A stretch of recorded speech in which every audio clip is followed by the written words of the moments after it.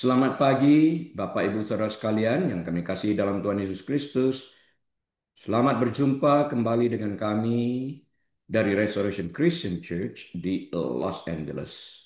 Saya Rili, Gembala Sidang, dan hari ini hari Minggu tanggal 25 Mei tahun 2025, saya akan membahas sebuah topik yang saya beri judul The Absent Father, ketidakhadiran ayah atau ayah yang tidak hadir. Mari kita awali dengan doa. Tuhan, Engkau Allah yang baik, Engkau Bapa yang baik, tidak pernah Engkau meninggalkan kami sekalipun di dalam kehidupan ini. Biarlah Tuhan mengajarkan kepada kami arti daripada seorang Bapa dan bagaimana menjadi seorang Bapa yang baik. Kami menerima firman-Mu saat kami lakukan memerdekakan kami. Terpuji Engkau di dalam nama Tuhan Yesus. Haleluya. Amin. Baik, Bapak, Ibu, Saudara sekalian yang kami kasih dalam Tuhan Yesus Kristus, mari kita buka Alkitab kita kepada kitab Yesaya pasal 49 ayat 15. Yesaya 49 ayat 15. Dapatkah seorang perempuan melupakan bayinya sehingga ia tidak menyayangi anak dari kandungannya? Sekalipun dia, ibu ini melupakannya, aku Tuhan Allah Bapa tidak akan melupakan engkau. Titik. Nah, saya akan mendahului dengan sebuah ilustrasi.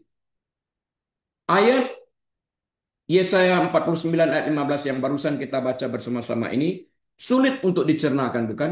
Masa ya ada seorang ibu yang lupa kepada anaknya? Ternyata banyak. Tapi itu tapi itulah kenyataan yang kita lihat dalam kehidupan di dunia ini. Hari-hari ini kita tidak akan membahas tentang ketidakhadiran ibu itu. Kita tidak akan membahas ini. Tapi tentang ketidakhadiran ayah dalam kehidupan anak-anak. Sulit untuk membayangkan bagaimana hidup tanpa kehadiran ayah, bukan? Apakah kita dapat merasakan beban yang diderita anak-anak yang bertumbuh tanpa kehadiran ayah dalam hidup mereka? Kursi kosong di meja makan, tempat bermain yang kosong tanpa kehadiran ayah untuk menemani anak-anak. Pertanyaan-pertanyaan yang diajukan anak tidak terjawab karena ketidakhadiran sang ayah. Kurangnya bimbingan di saat-saat penting. Ayah yang lebih sibuk dengan diri sendiri daripada memperhatikan, berhenti sejenak untuk mendengarkan apa yang disampaikan anak. Hal ini dapat meninggalkan kekosongan, kerinduan akan sesuatu yang seharusnya ada. Namun sebagai orang Kristen kita menemukan kebenaran yang mendalam dalam perasaan ketidakhadiran itu. Kesunyian, kesepian, ketertolakan. Yesus menjerit ini juga di kayu salib. Bahkan pada saat dia disalib, satu malaikat pun tidak hadir. Bapa memalingkan wajahnya. Dia menjerit dalam kekosongan ini. Alkitab mengingatkan kita akan Bapa kita yang utama yang selalu ada untuk kita. Bahkan ketika ayah duniawi kita tidak ada atau telah tiada. Allah Bapa tetap hadir secara konstan, secara konsisten.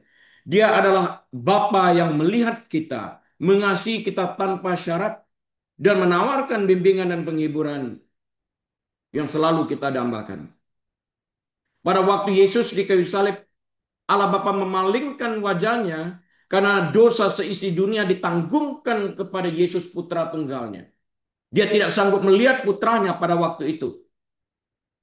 Putranya yang tidak berdosa dibikin berdosa karena dosa kita.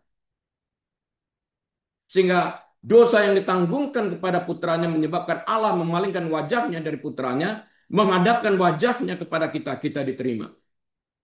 Di dalam Yesus yang menanggung beban dosa kita ini. Nah, pikirkan perumpamaan tentang anak yang hilang dalam Lukas 15 ayat 11 sampai 32. Sekalipun anak memberontak dan mengambil sikap menjauh dari ayahnya untuk berfoya-foya, dan hati sang ayah terasa sakit. Hati sang ayah sekalipun tersakiti dalam hal ini, namun karena kasih dan antisipasi akan kedatangan anaknya kembali, ia menunggu dengan penuh harapan dan kerinduan. Hatinya melekat kepada anak tersebut, rindu untuk bertemu, rindu untuk merangkul, rindu untuk menciumi anaknya. Hati Bapak. Ini mencerminkan kasih Tuhan yang tak tergoyahkan bagi kita anak-anaknya. Dia tidak pernah meninggalkan kita dalam pergumulan atau kekurangan kita. Dia telah menyiapkan, menyediakan sebelum kita membuka mulut kita. Tapi dia ingin berkomunikasi, dia ingin membentuk relationship dengan kita. Dia menginginkan kita datang bercakap-cakap, mengajukan sesuatu yang kita perlukan kepada dia. Dia tahu tentang pergumulan kita. Dia tahu tentang kekurangan kita. Sebaliknya tangannya selalu terbuka, siap menyambut kita kembali dengan kasih karunia dan pengampunan saat kita menjauh darinya.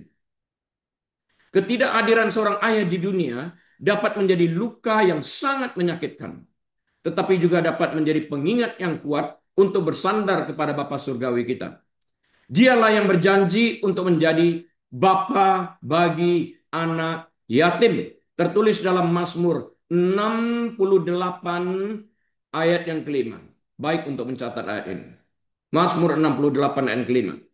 Dia menawarkan kasih yang tidak pernah gagal, kehadiran yang tidak pernah goyah, dan bimbingan yang selalu benar dan tepat saat. Jadi, jika kita menyimpan rasa sakit karena ayah yang tidak hadir dalam kehidupan kita, berbahagialah kita selaku pengikut Kristus karena Allah berjanji menjadi Bapa bagi kita. Kita memiliki Bapa di surga yang mengasihi kita tanpa batas, yang berjalan bersama kita melewati setiap lembah, dan yang rindu untuk mengisi setiap kekosongan yang kita hadapi, yang kita rasakan dengan kasih-Nya yang sempurna. Biarkan kehadirannya menjadi kekuatan kita, kasih-Nya menjadi penghiburan kita, dan bimbingannya menjadi jalan kita. Amin untuk itu semuanya. Enggak ada syarat yang diperlukan, dan dia tidak mensyaratkan kita apapun untuk dapat dikasihi.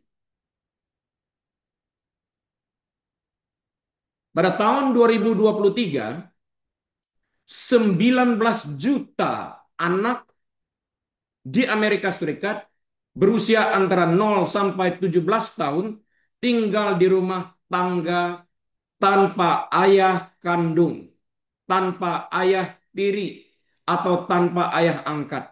Dengan 85% dari kasus ini terjadi di rumah tangga dengan ibu tunggal, single mom. Ini berarti sekitar 33% dari semua anak di Amerika Serikat hidup tanpa ayah kandung mereka.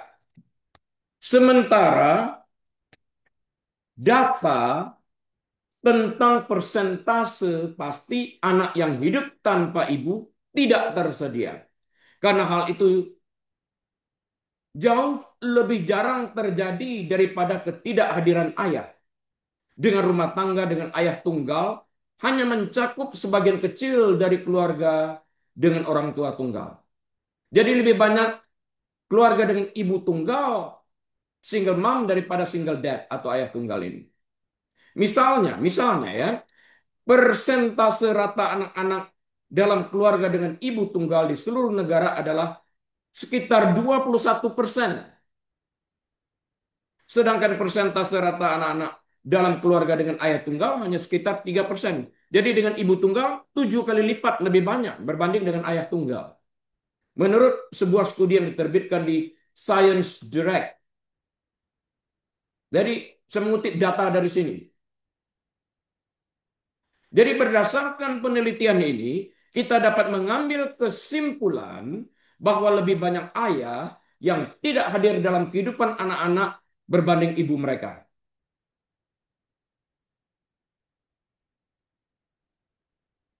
Apa perspektif Alkitab tentang ayah yang tidak hadir ini. Kita mau lihat. Konsep tentang ayah merupakan inti dari Alkitab yang mencerminkan pernyataan diri Tuhan sendiri sebagai Bapa. Bapa yang baik, Bapa yang peduli, Bapa penyedia, dan sebagainya ini. Pola dasar ilahi ini menetapkan peran yang sangat penting bagi setiap ayah dalam kehidupan keluarga manusia. Meskipun Alkitab tidak secara eksplisit membahas ayah yang tidak hadir sebagai fenomena sosiologis modern, Alkitab memberikan wawasan yang mendalam tentang tanggung jawab ayah, konsekuensi atau akibat dari ketidakhadiran mereka, dan harapan utama yang ditemukan dalam peran ayah yang sempurna dari Tuhan. Yang pertama kita melihat perspektif dari Alkitab ini ya. The biblical ideal of fatherhood atau ayah yang ideal berdasarkan Alkitab. Apa sih maksudnya? Yang ideal itu seperti apa? Bagaimana cara kita merepresentasikan hati Bapa surgawi ini kepada anak-anak kita selaku manusia? Alkitab, Bapak Ibu Saudara sekalian, secara konsisten menggambarkan ayah sebagai posisi, dengarkan baik-baik, yang memiliki tanggung jawab dan memiliki pengaruh yang signifikan dalam pertumbuhan anak. Beberapa fungsi utama ayah itu mencakupi sebagai berikut. Ayah sebagai pemberi nafkah dan pelindung. Bukan hanya sekedar memberikan nafkah, tapi juga pelindung. Ayah diharapkan untuk memenuhi kebutuhan fisik dan material keluarga mereka. 1 Timotius 5 ayat yang ke-8 menyatakan, tetapi jika ada seorang yang tidak memeliharakan sanak saudaranya, apalagi seisi rumahnya, orang itu murtad dan lebih buruk dari orang yang tidak beriman. Hal ini menyoroti peran ayah dalam memastikan kesejahteraan rumah tangganya. Mereka juga harus melindungi keluarga mereka dari bahaya, baik fisik maupun rohani. Apakah kita memberikan pengajaran rohani secara teratur dan baik, membacakan Alkitab, mengajak berdoa, mengirimkan ke sekolah minggu, mengajarkan anak ini setiap hari di dalam kehidupan kita? Gereja hanya bertemu 1 jam, tapi kehidupan anak-anak bersama dengan kita di sana tanggung jawab ayah untuk memastikan bahwa anak ini bertumbuh secara moral dengan baik. Karena hari-hari ini pengaruh moral yang jelek itu sangat meluas di seluruh dunia ini. Ayah diperlukan untuk menjadi imam di dalam rumah tangga untuk memperkatakan Taurat ini. Itu kata Alkitab. Perkatakanlah Taurat itu pada waktu engkau berdiri, pada waktu engkau bangun, pada waktu engkau berjalan, pada waktu engkau makan, pada segala keadaan. Yang menjadi imam adalah ayahnya yang harus mengingatkan ini. Ada anak-anak yang menolak, tapi tugas kita tetap untuk menyampaikan ini. Karena Alkitab juga menjamin, pada saat usia tuanya pun mereka tidak menyingkir dari kebenaran ini yang pernah ditanamkan di dalam hati mereka. Jadi bukan hanya perlindungan secara fisik, tapi juga secara moral, secara rohani. Kita bertanggung jawab. Yang kedua, ayah berfungsi sebagai guru dan pembimbing. Bukan hanya secara pemberi nafkah dan pelindung, tapi juga sebagai guru dan pembimbing. Para ayah dipanggil untuk mengajar anak-anak mereka di jalan Tuhan. Ulangan pasal yang ke-6, ayat 6 dan ayat 7, menekankan pentingnya para ayah mengajarkan perintah-perintah Tuhan kepada anak-anak mereka. Sedangkan Efesus 6 ayat yang keempat memerintahkan para ayah untuk membesarkan anak-anak mereka dalam disiplin dan petunjuk Tuhan. Ini melibatkan pemberian hikmat, nilai-nilai moral, dan pemahaman rohani. Perlu diajarkan. Kalau anaknya memilih jalan lain setelah jadi dewasa, bukan tanggung jawab orang tuanya, itu pilihan anaknya sendiri. Kemudian dia juga berfungsi sebagai pendisiplin. Amsal berbicara panjang lebar tentang peran ayah dalam mendisiplinkan anak-anaknya. Amsal 13 ayat yang ke-24 menyatakan, siapa tidak menggunakan tongkat benci kepada anaknya. Tetapi siapa mengasihi anaknya, menghajar dia pada waktunya. Disiplin ini tidak boleh kasar atau kejam, tetapi lebih merupakan koreksi penuh kasih yang dimaksudkan untuk membimbing anak-anak menuju kebenaran. Para ayah juga harus membimbing anak-anak mereka, mempersiapkan mereka untuk masa dewasa, dan memperlengkapi mereka untuk memenuhi potensi yang diberikan Tuhan kepada mereka. Selanjutnya, ayah harus juga berfungsi sebagai teladan kebenaran. Para ayah harus menjalani hidup yang mencerminkan kesalehan, berpegang pada prinsip-prinsip Alkitab, walaupun sering ditentang oleh anak-anak. Tindakan dan karakter mereka mesti menjadi teladan bagi anak-anak mereka untuk diikuti. Integritas, kesetiaan, dan kasih seorang ayah kepada Tuhan menciptakan lingkungan yang stabil dan aman di mana anak-anak dapat berkembang. Nah, sekarang kita lanjut berbicara tentang konsekuensi ketidakhadiran seorang ayah. Konsekuensinya apa? Yang tadi kita berbicara ayah yang ideal berdasarkan Alkitab. Yang sekarang kita berbicara konsekuensinya apa jika ayah ini tidak hadir dalam kehidupan anak-anak ini.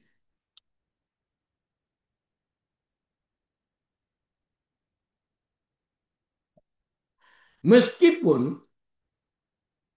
Alkitab tidak secara langsung mencantumkan ketidakhadiran seorang ayah sebagai kekurangan, namun implikasi dari ketidakhadiran seorang ayah dapat dilihat dari berbagai sudut. Ketidakhadiran ini dapat terwujud dalam beberapa cara. Kita pelajarin ya tentang konsekuensi dari ketidakhadiran ayah ini. Konsekuensi yang pertama dari ketidakhadiran ayah secara fisik. Ini terjadi ketika seorang ayah tidak hadir secara fisik di rumah karena faktor-faktor seperti kematian misalnya, perceraian, perpisahan, atau penelantaran. Hadir tapi tidak hadir. Ada di rumah tapi tidak pernah hadir di dalam kehidupan anak ini. Secara fisik ada di dalam rumah. Sudah bermain dengan anak. Sudah tidak lebih dari 5 menit. Check mark. Sangat berbahaya. Yang lalu saya sering mengatakan hurt people, hurt people. Orang disakiti, menyakiti. Ini bahasa. Yang kedua, konsekuensi ketidakhadiran seorang ayah dalam pihak emosional. Ketidakhadiran emosional. Dalam kasus ini, sang ayah mungkin hadir secara fisik, tetapi secara emosional jauh. Ia tidak terlibat atau tidak hadir dalam kehidupan anak-anaknya. Ia mungkin gagal memberikan kasih sayang, dukungan, atau bimbingan sehingga menimbulkan rasa keterpisahan dan pengabaian. Hadir dalam rumah tapi tidak hadir dalam kehidupan anak ini secara emosional. I am tired, aku capek. Mengunci diri di dalam kamar atau bermain. Me time. Terus menerus di dalam hal ini. Perlu kita perhatikan juga tentang hal ini. Nggak ada kontak dengan anak-anak ini. Ketidakhadiran rohani. Seorang ayah mungkin hadir secara fisik dan bahkan juga hadir secara emosional, tetapi secara spiritual ia tidak hadir. Ia tidak pernah mengajarkan nilai-nilai moral yang merupakan tanggung jawab seorang ayah. Sebagai imam, ayah itu adalah imam dalam rumah tangga. Ia tidak memimpin keluarganya dalam iman, tidak menjadi teladan dalam hubungannya dengan Tuhan, tidak pernah baca Alkitab, tidak pernah bersekutu dengan Tuhan, tidak pernah mengajak keluarga berdoa, tidak terlihat dia menyembah Tuhan, dan tidak mengajarkan anak-anaknya tentang hal-hal rohani. Menyulitkan anak ini untuk mengerti nilai-nilai moral waktu mereka bertumbuh menjadi besar. Karena mereka berada dengan anak-anak ini jauh lebih banyak daripada berada di sekolah. Jauh lebih banyak daripada ketika anak dikirim ke gereja. Saya bertemu juga dengan orang-orang, tolong fix anak saya, pastor. Kan ada sekolah minggu. Nggak bisa. Anak kamu bukan benda. Bukan televisi. Bukan motor. Bukan mobil. Bukan AC. Anak kamu manusia yang memiliki moral. Mempunyai pikiran, perasaan, dan sebagainya. Yang harus dimulai dari rumah.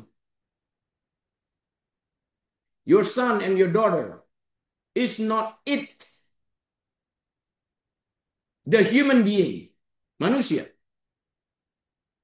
Engkau harus hadir di dalam kehidupan anak-anak ini. Konsekuensi dari ketidakhadiran seorang ayah, apapun bentuknya, bisa sangat mendalam dan berdampak luas dalam dunia konseling saya melihat ini. Dampak emosional dan psikologis. Anak-anak yang tumbuh tanpa kehadiran seorang ayah mungkin mengalami perasaan tidak aman, perasaan ditinggalkan, harga diri yang rendah, dan kesulitan menjalin hubungan yang sehat. Nilai-nilai moral yang rendah, nilai-nilai kehidupan yang rendah, tidak mengerti tentang purpose daripada kehidupan itu sendiri. Why am I here? Mereka mungkin berjuang dengan masalah identitas. Mereka berjuang dengan kepercayaan. Iman mereka harus kemana? Dan keintiman. Masalah perilaku. Statistik menunjukkan bahwa anak-anak yang tidak memiliki ayah lebih mungkin menunjukkan masalah perilaku berbanding dengan ibu yang tidak hadir. Seperti agresi, kenakalan, penyalahgunaan zat, narkoba, alkohol, dan kesulitan akademis. Kurangnya bimbingan dan disiplin seorang ayah dapat berkontribusi pada masalah-masalah seperti ini. Titik. Yang penting aku ada dalam rumah. Bukan itu. Engkau boleh jadi hadir dalam rumah, tapi engkau tidak hadir di dalam kehidupan anak ini. Aku kan sudah memberikan nafkah. Bukan itu. Engkau seorang imam dan bertanggung jawab untuk terlibat di dalam pendidikan anak-anak ini. Hadir di dalam kehidupannya bukan hanya secara fisik engkau hadir di dalam rumah, tapi secara emosional, dalam pendidikan, dalam menunjukkan nilai-nilai kehidupan, membangun rasa percaya diri dan sebagainya ini. Engkau, ayah, bertanggung jawab. Yang lainnya, engkau berfungsi sebagai imam untuk menunjukkan nilai-nilai rohani. Bagaimana jika engkau tidak hadir secara rohani? Ketika seorang ayah tidak hadir secara rohani, anak-anak mungkin mengembangkan pandangan yang menyimpang tentang Tuhan, apalagi hari-hari ini. Berjuang untuk memahami kasih Allah Bapa dan sulit untuk mengerti bahwa Allah Bapa itu adalah Allah yang penuh perhatian dan peduli. Lebih dari 20-an tahun yang lalu saya melihat seorang anak remaja itu menjerit tentang apa yang dialaminya, tentang papanya dan apa yang dilihat dilakukan papanya terhadap mamanya dalam sebuah pelayanan pelepasan. Dalam retreat, bukan retreat, KKR. Itu ada 1.000-an orang yang hadir. Saya lihat ini anak dia menjerit seperti demikian. Hati itu nggak hancur dengarnya.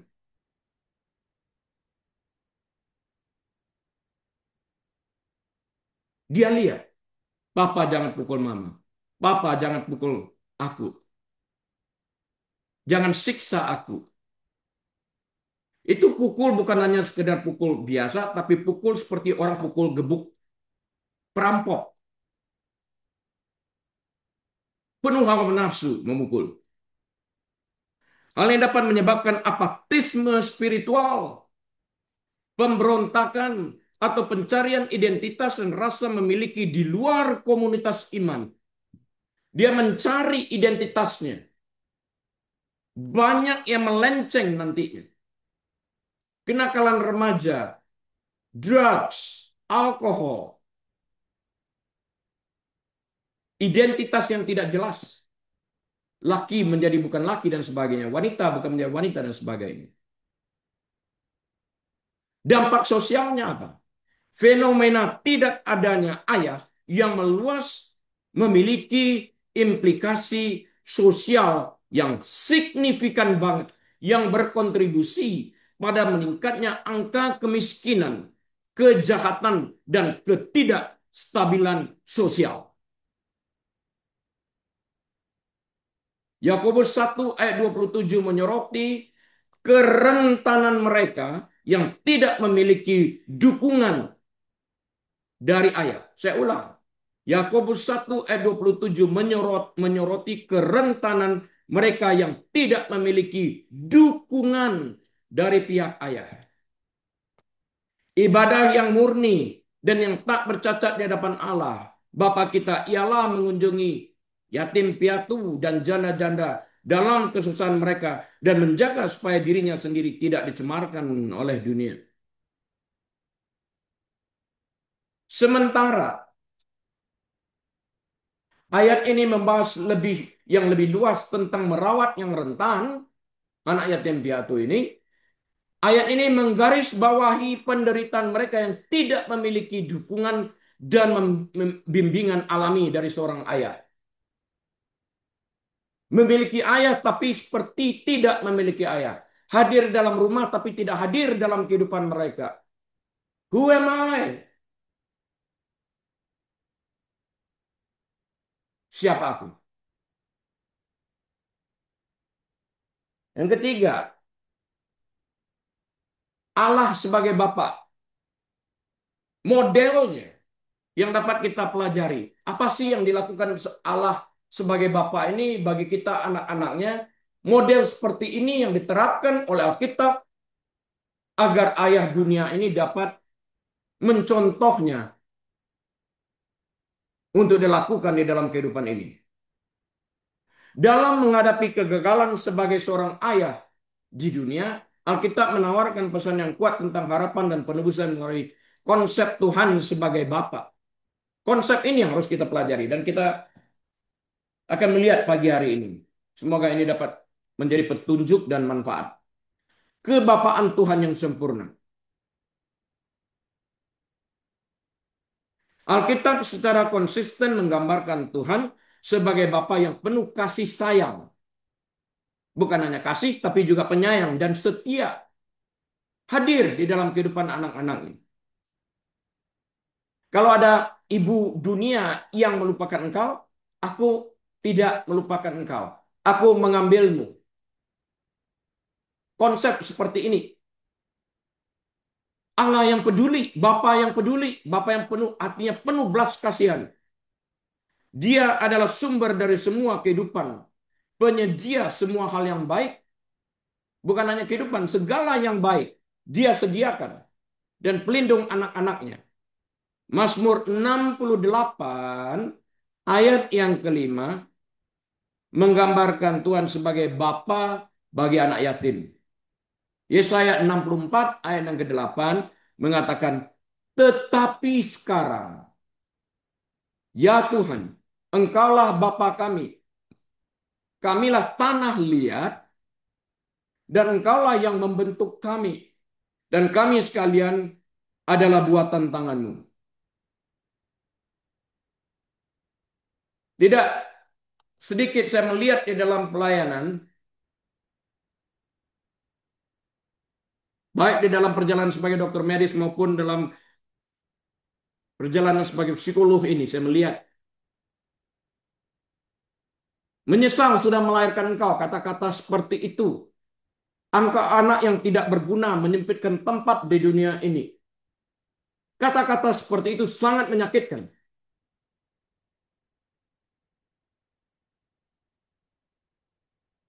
Anak yang tidak punya harapan, anak yang tidak punya masa depan, kata-kata seperti ini dilontarkan. Kata-kata kutukan.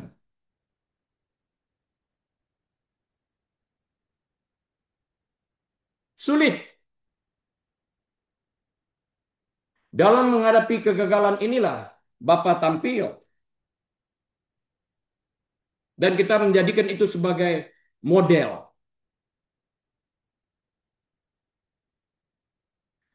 Yang berikutnya tentang Bapa Surgawi ini, melalui Yesus Kristus kita diadopsi. Melalui iman kepada Yesus Kristus, individu-individu diadopsi ke dalam keluarga Tuhan dan menjadi anak-anaknya. Galatia 4 ayat 4 dan 5 menyatakan, tetapi setelah genap waktunya, maka Allah mengutus anaknya yang lahir dari seorang perempuan dan takluk kepada hukum Taurat. Ia diutus untuk menebus mereka yang takluk kepada hukum Taurat supaya kita diterima menjadi anak. Bukan ditolak, diterima menjadi anak. Pengangkatan ini, pengadopsian ini memberikan rasa memiliki, rasa aman, nilai diri,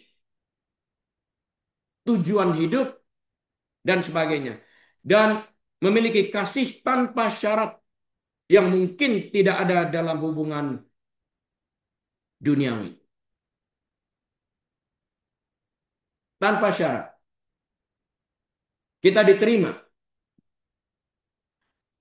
Peran Yesus yang kita sembah sebagai Bapa itu seperti apa? Yesus Kristus sebagai anak Allah menyingkapkan sifat Bapa. Jika engkau melihat aku, engkau melihat Bapa. Dia sumber kasih ini sendiri. Dia yang rela mati bagi kita demi untuk membayar upah dosa kita. Hati Bapa. Bisa nggak kita berkorban juga bagi anak-anak itu? Perkataan dan tindakannya menunjukkan kasih, belas kasihan dan pengampunan Allah. Yohanes 14 ayat 9 mencatat, Yesus berkata, barang siapa telah melihat aku, ia telah melihat Bapa. Kesempurnaan Bapa dapat dilihat di dalam Yesus ini sendiri. Hubungan Yesus dengan Bapa menjadi contoh bagi semua ayah yang menunjukkan pentingnya kasih, pengorbanan, pengabdian, ketaatan, kesetiaan sampai kepada kesudahannya. Sampai maut memisahkan kita. Ini bukan hanya berlaku bagi suami istri berjanji apa yang telah dipersatukan Allah, tidak ada manusia yang boleh memisahkannya sampai maut memisahkan kita. Nah, anak itu kan buah pernikahan, buah cinta kasih. Juga sampai maut memisahkan. Nggak ada berita, mulai saat ini engkau bukan anak lagi. Mulai saat ini engkau bukan papa. Nggak bisa. Peran Roh Kudus. Roh Kudus memberi kuasa kepada orang percaya untuk berhubungan dengan Allah sebagai Bapa. Roma 8 ayat 15 sampai 16 mengatakan, sebab kamu tidak menerima roh perbudakan yang membuat kamu menjadi takut lagi, tetapi kamu telah menerima roh yang menjadikan kamu anak Allah. Oleh roh itu kita berseru, ya Aba, ya Bapa. Roh itu bersaksi bersama-sama dengan roh kita bahwa kita adalah anak-anak Allah. Istilah Aba adalah kata dalam bahasa Aram yang berarti Bapa, yang menandakan hubungan yang dekat dan sangat-sangat pribadi. Contoh dan pelajaran Alkitab berikutnya yang dapat kita petik itu apa? Kita harus bahas satu persatu sehingga kita mengerti fungsi Bapa ini. Ya, sehingga kita jangan terjebak dalam the absent father atau ayah yang tidak hadir. Kasihan anak-anak. Nah, contoh dan pelajaran Alkitab. Meskipun Alkitab mungkin tidak secara eksplisit merinci kisah-kisah tentang ayah yang tidak hadir, dalam pengertian modern ini, beberapa narasi menawarkan wawasan yang relevan. Narasinya seperti apa? Kita lihat. Imam besar Eli dan anak-anaknya. Saya berharap masih ingat cerita tentang Imam besar Eli dan anak-anaknya ini ya. Dalam kisah Alkitab, Imam besar Eli tidak secara efektif hadir untuk mengajar anak-anaknya untuk tidak berbuat jahat. Tegurannya datar, tegurannya superficial. Apa yang aku dengar ini anak-anak? Tidak baik yang kau lakukan. Sampai di sana. Tidak ada tindakan konsekuensi ketegasan sebagai seorang ayah dalam mendidik. Zip, nada, tidak ada. Menyebabkan Tuhan marah banget.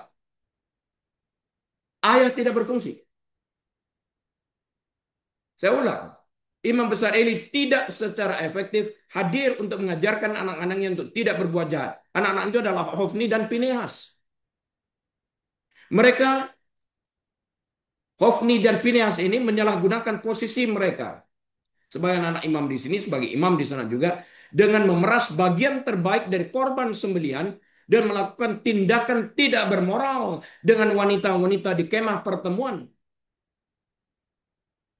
Imam besar Eli hanya menegur superficial.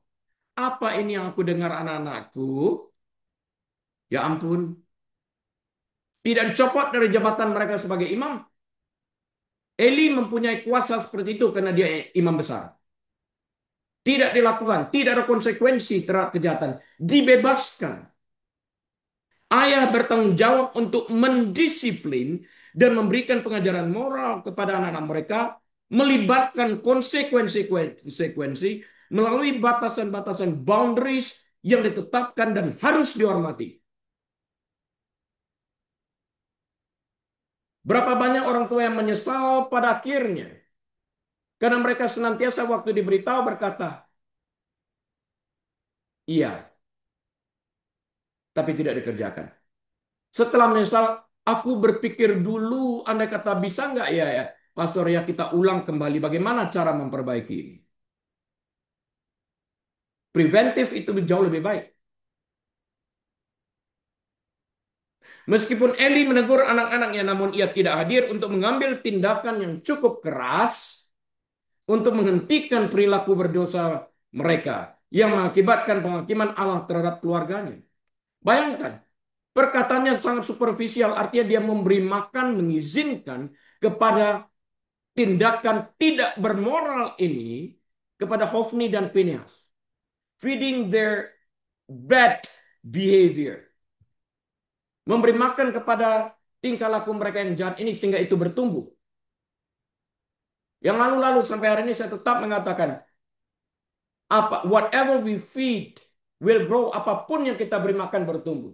Yang kita biarkan lapar akan mati.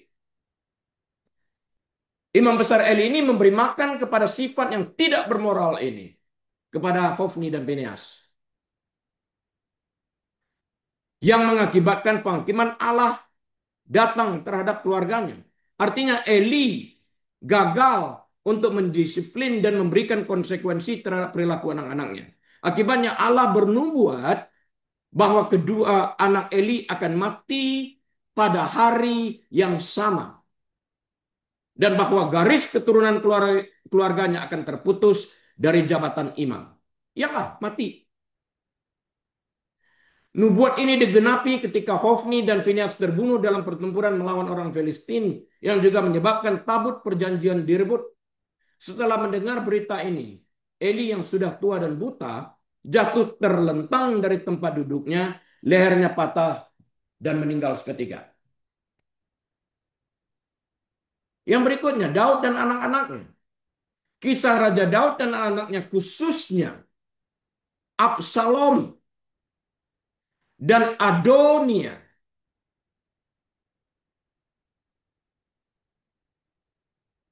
mengungkapkan konsekuensi dari kegagalan orang tua. Adonia akhirnya dibunuh oleh Absalom. Keasikan Daud dengan jabatannya sebagai raja dan kegagalannya untuk mendisiplinkan anak-anaknya secara memadai menyebabkan pemberontakan, tragedi, dan sakit hati. Narasi ini menggarisbawahi pentingnya keterlibatan aktif dan proaktif seorang ayah dalam kehidupan anak-anaknya. No excuses. Hubungan Tuhan dengan Israel. Perjanjian Lama sering menggambarkan hubungan Tuhan dengan Israel dengan menggunakan gambaran tentang kebapaan. Meskipun Tuhan setia dan penuh kasih, Israel sering memberontak dari Tuhan ini sendiri. Ini menggambarkan rasa sakit dan kekecewaan yang dapat diakibatkan oleh hubungan ayah anak yang rusak, bahkan pada tingkat ilahi manusia. Sekalipun Bapa sempurna, tidak melakukan sesuatu yang jahat, melakukan sesuatu yang baik. Ayah dunia tidak mengopi tata cara ini, menelantarkan anak ini dengan tidak hadir sebagai imam, tidak hadir untuk mendisiplin, tidak hadir sebagai pendidik moral. Anak memberontak kepada Tuhan karena tidak mengerti nilai-nilai moral. Bukan karena bapak yang perfect ini jahat, kalau dia jahat dia tidak perfect. Tapi karena ada ayah dunia yang tidak perfect, yang gagal mengajarkan ini, sehingga anak ini memberontak kepada Allah yang sempurna ini. Contoh-contoh ini mengajarkan kita beberapa pelajaran penting. Yang pertama, ayah memiliki pengaruh yang mendalam dan sangat besar pada kehidupan anak-anak mereka, baik atau buruk, tergantung pada mereka. Yang kedua, ayah jika ayah mengabaikan tanggung jawab sebagai orang tua, maka hal ini dapat menimbulkan konsekuensi yang dapat menghancurkan kehidupan anak-anak di masa depan mereka.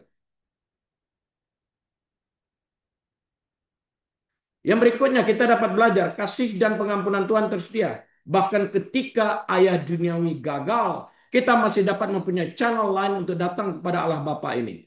Kita dapat datang kepada pengganti ayah kandung, kepada mentor, kepada keluarga yang dapat mengambil alih fungsi seorang bapa dalam mendidik, om, kakak yang lebih besar umurnya, dan sebagainya. Pemulihan dan penyembuhan dimungkinkan melalui hubungan dengan Tuhan. Jika ini diajarkan nilai moral ini kembali, melalui pengganti ini, anak akan mengerti ini. Tidak jarang saya melihat orang-orang yang mengalami keanehan karena tidak memiliki hubungan yang baik dengan ayah pada waktu ini digantikan melalui mentorship, melalui konseling. Mereka merasa aneh. Ini memakan waktu sampai mereka dapat menyerap bahasa kasih itu yang tadinya adalah bahasa kekasaran, bahasa penolakan, bahasa luka-luka hati dan sebagainya. Diganti dengan sesuatu yang lain, terjadi gejolak di dalam batin mereka ini. Memakan waktu sampai mereka dapat melihat dan membuat perubahan ini. Harus sabar banget. Peran gereja dalam menangani ketidakberadaan ayah ini seperti apa? Gereja memiliki peran penting, bahkan sangat penting, dalam menangani masalah ketidakberadaan ayah dan mendukung mereka yang terkena dampaknya. Khotbah dan pengajaran. Gereja harus mengajarkan gambaran ideal Alkitab tentang ayah dan pentingnya tanggung jawab sebagai orang tua.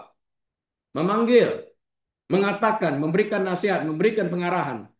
Pendeta dan guru harus memperlengkapi pria untuk menjadi ayah yang saleh dan memberikan bimbingan tentang cara mengatasi tantangan yang memenuhi peran mereka. Kita di Restoration Christian Church melakukan konseling pranikah 1 tahun penuh, 1,5 jam setiap kali pertemuan, seminggu sekali. Peran ini dibahas. Dan bimbingan dan dukungan gereja, bagian dari tanggung jawab gereja. Gereja dapat menyediakan program bimbingan untuk anak-anak tanpa ayah dan kelompok dukungan untuk ibu tunggal atau keluarga yang berjuang dengan dampak dari ketidakhadiran ayah. Pelayanan ini dapat menawarkan bantuan praktis, dukungan emosional, dan bimbingan rohani. Masuk dalam kehidupan anak-anak ini, ikut mengambil bagian menjadi pengganti ayah. Rekonsiliasi dan pemulihan. Gereja harus menjadi tempat rekonsiliasi dan penyembuhan bagi keluarga yang hancur. Gereja kita bagian ini, restorasi. Gereja dapat menyediakan sumber daya dan dukungan bagi para ayah yang ingin berhubungan kembali dengan anak-anak mereka dan membangun kembali hubungan yang telah rusak. Gereja berfungsi juga untuk menampilkan atau mencontohkan kebapaan Allah. Komunitas gereja harus berusaha untuk mencontohkan kasih Allah dan perhatian kebapaan. Orang percaya dapat menunjukkan belas kasihan, penerimaan, pengampunan, menciptakan lingkungan yang mendukung bagi mereka yang telah mengalami ketidakhadiran ayah. Ramah ayah, katakanlah demikian. Ikut mengambil bagian, menunjukkan empati kepada anak-anak yang tidak memiliki ini. Harapan dan penyembuhannya seperti apa? Meskipun Bapak Ibu Saudara sekalian ada tantangan dan rasa sakit yang terkait dengan ketidakhadiran ayah, Alkitab menawarkan pesan harapan dan penyembuhan. Yang pertama, kasih Allah yang tidak pernah gagal. Kasih Allah tidak bersyarat dan tak tergoyahkan. Nggak ada syaratnya. Dia selalu hadir. Bahkan ketika ayah duniawi tidak ada.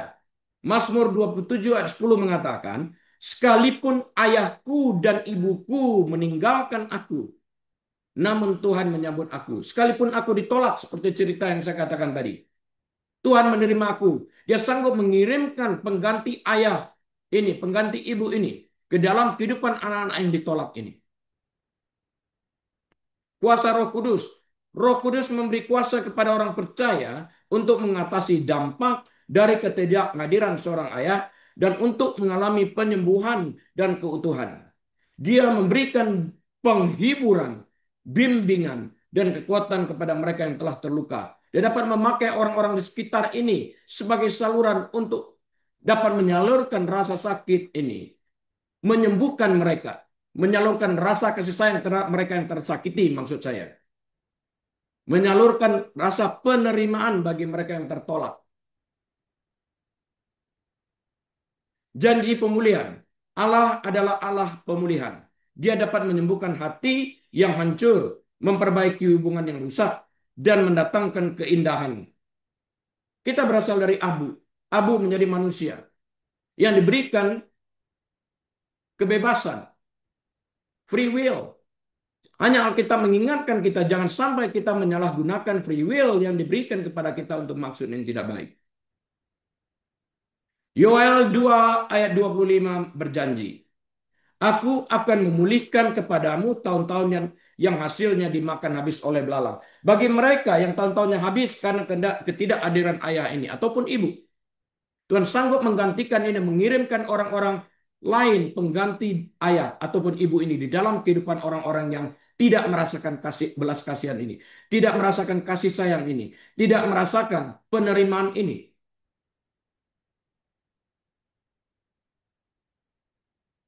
Alkitab berkata berjanji tentang hal ini. Roh Kudus dapat menggerakkan hati orang-orang tertentu untuk melakukan pelayanan seperti ini.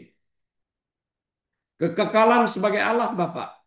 Pada akhirnya, orang percaya memiliki jaminan akan hubungan kekal dengan Tuhan sebagai Bapa. Bapa mereka yang sempurna dan penuh kasih diterima apa adanya. Hubungan ini melampaui keterbatasan dan kegagalan para ayah duniawi dan menyediakan sumber penghiburan, keamanan, dan harapan kekal.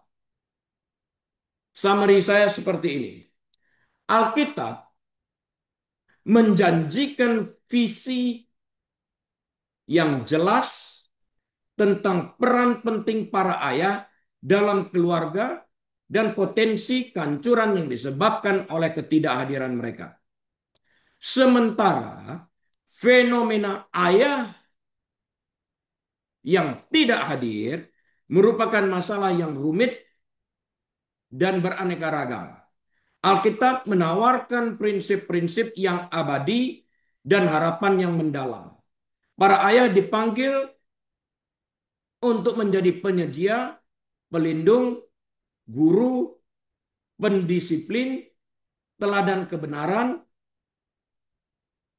dan juga sebagai pembimbing rohani dalam mengajarkan moral-moral dan menunjukkan nilai-nilai kehidupan sehingga anak bertumbuh dengan rasa value di dalam kehidupan mereka kenali. Sehingga mereka mengerti purpose of life, tujuan hidup. Kehadiran dan keterlibatan mereka sangat penting bagi kesejahteraan anak-anak mereka dan stabilitas masyarakat. Namun Bapak Ibu Saudara sekalian, ketika para ayah duniawi gagal, Alkitab menunjuk kepada Tuhan sebagai Bapa yang utama, yang kasihnya tidak pernah gagal dan kasih karunia cukup untuk menyembuhkan luka yang terdalam. Sulit bagi orang yang berbicara bahasa terluka untuk menerima kasih dari Allah Bapa. Diperlukan orang lain sebagai penyambung tangan kasih Tuhan ini untuk mendekatkan diri kepada mereka secara aktif dan proaktif. Melalui iman kepada Yesus Kristus, individu dapat diadopsi ke dalam keluarga Tuhan sebagai langkah awal dan mengalami kepenuhan kasih dan perhatiannya melalui perpanjangan tangan kasih Tuhan melalui orang-orang yang ditunjuk di dalam gereja ini. Jadi mereka mendapatkan empati, kepenuhan kasih dan perhatian dari Tuhan melalui orang-orang ini.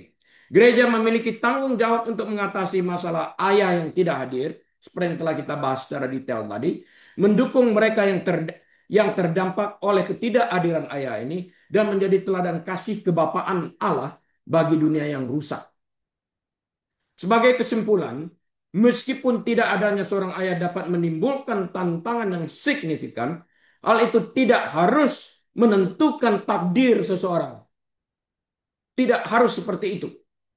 Pesan Alkitab tentang harapan, penyembuhan, dan pemulihan menawarkan jalan menuju keutuhan dan identitas yang aman dalam kasih Bapa Surgawi. Semoga kita sekalian dapat menjadi perpanjangan tangan Tuhan terhadap anak-anak yang membutuhkan kehadiran ayah ini. Tapi terlebih dahulu, jadilah ayah yang benar di dalam keluarga masing-masing. Tuhan Yesus memberkati. Amin. Bapa, kami bersyukur mengerti akan kebenaran sabdamu bagaimana berperan sebagai seorang ayah.